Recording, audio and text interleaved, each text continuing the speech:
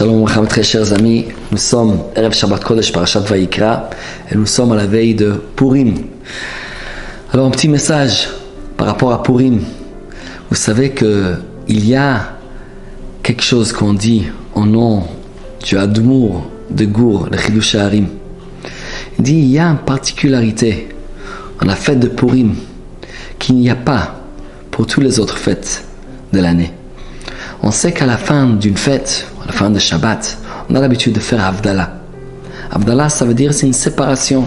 C'est le moment où on montre la différence entre la fête ou Shabbat qu'on vient de fêter et le jour de la semaine. À la fin de Purim, il n'y a pas d'Havdalah. Il dit la même chose par rapport à Hanouka, mais là on va focaliser sur Purim. À la fin de Purim, il n'y a pas d'Havdalah. Il n'y a pas de séparation. Et il dit, l'idée est que Purim c'est quelque chose qu'on ne veut pas le séparer de toute l'année.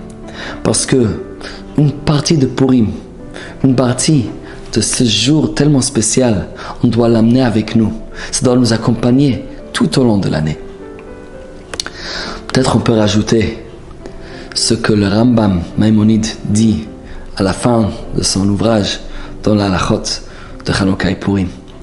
Il dit, nous avons une tradition qu'à la fin de jour, à la fin de temps, toutes les différentes fêtes seront annulées.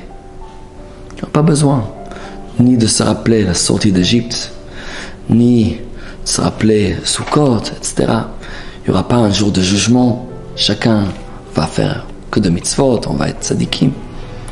Mais la fête de Purim est spéciale. La fête de Purim, c'est quelque chose qu'on va continuer à fêter, même à l'époque messianique. On en parle un peu de ça, autour de cette idée. Toutes les différentes fêtes sont annulées, sauf la fête de Purim.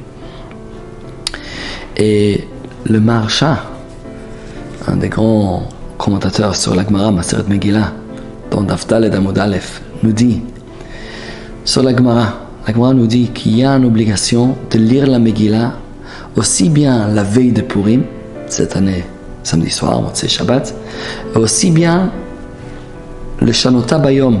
Il faut le répéter une deuxième fois en journée, donc pendant la journée de dimanche cette année. Il faut lire la Megillah 2 fois, le soir et le matin. Et la Gemara rapporte un pasuk. Le pasuk dit, le man zamarcha chavod, on va chanter, on va te donner de l'honneur à Kadosh Baruch Hu. Velo yidom, on ne va pas se taire. Hashem Elokai, leolam odeka. Hashem notre Dieu, on va donner de louanges à tout jamais. Dit la Gemara, le man zamarcha chavod, on va chanter à ton honneur. Ça c'est le soir de Purim, qu'on lit la Megillah. Mais velo yidom, on ne va pas se taire. Ça veut dire on va continuer. Ça c'est la Megillah qu'on fait le matin, le Megillah qu'on fait en journée. On ne va pas se taire, on va continuer Hachem à te donner des louanges, à te faire des louanges. Mais le pasuk termine, et ça c'est ce qui souligne le Maharsha. Hachem Elokai leolam odeka.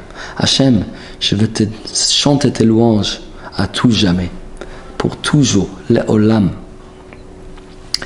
L'idée de Purim et la spécificité de Purim, c'est que c'est quelque chose qui tient l'olam, la simcha, le fait qu'on a cette joie du mois d'Adar et évidemment le jour de Purim en particulier, mais en particulier ce grand simcha qui provient de la emuna, notre croyance forte en Kadosh Baruch Hu, qu'Hachem s'occupe de nous et Hachem nous aide, et malgré l'obscurité de l'exil, malgré le fait que parfois on perçoit Kadosh, on ne perçoit pas comme il faut Kadosh Baruch Hu.